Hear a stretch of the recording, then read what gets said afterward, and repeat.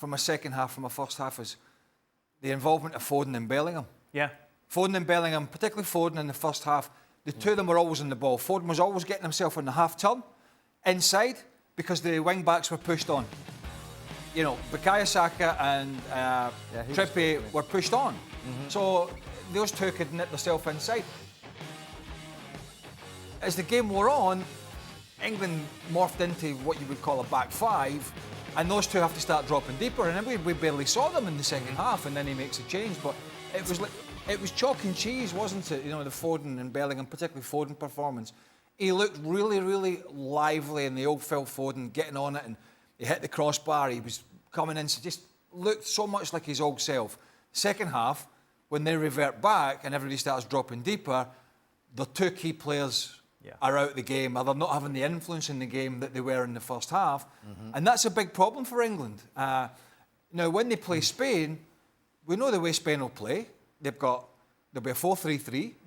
And are those wing-backs, if Southgate plays that way, going to allow themselves to be shoved back? Because if they're shoved back, can you imagine what that Spanish midfield will do to the English midfield? They will completely overrun England. So that's going to be a big call for Southgate. Why does he take so long to make substitutions, Macca, when everyone could see what was going on in that second half? I don't know, is the answer. But then do we even question him? Because again... Well, he saw it. Well, he's in the final. I know, but I've said it before. He has to win the final, Dan. He has to win the final to win us over. He has to win the final. For us all to say, oh, yes, that's what... Because performances up until now haven't been great. They've met a very, very average Netherlands side, let's be honest, very average Netherlands side in the semi-finals, which they've won. Great, fantastic. They deserve a pat on the back, a whole lot of congratulations, but they need to win the final to be able to get away with playing this way and picking the starting 11 time after time after time again when they have not done it. They have not done it. And in the end, it's substitutions or substitutes who have got them out of trouble.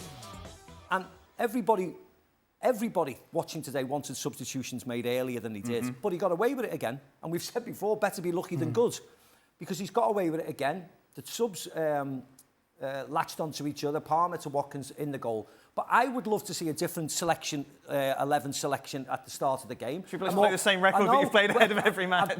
I've said it for the last 6 years. I think they're too negative, and I think they're too negative to win trophies. And hopefully they'll prove me wrong. But if they don't, I'll still be saying the same rhetoric time after time after... Again, they've got this incredible generational group of players against a very average bunch of countries in Europe at this moment in time. Bar one, or bar two probably with Germany, but they got knocked out. But certainly bar one, and they're going to meet them in the final. And if they get turned over easily by Spain, we'll sit here again going, why has he played that 11? Why didn't he put Palmer on earlier? Why didn't he use Eze? Why didn't he use Anthony Gordon? And that'll be the question that will always hang over Gareth Southgate. He's a reactive type of manager, and Steve Holland is number 2. Is equally as reactive. He's equally defensive. So when he goes to his teammate and his number 2 and goes, what do you think? He's a bit like, I think what you think. What are you thinking? I'm thinking what you're thinking. We all have a hard time to give what we saw credit to Southgate. Yeah. I think it's more credit to the player that he has for those results. Semi-final, final, runner-up, maybe winning the Euro. It's mostly because of the talent of that generation. Who can cope with the situation, but he's too conservative. He doesn't use the talent that he has on the bench to refresh his team and to take risks. And that's unbelievable that he has those kind of results.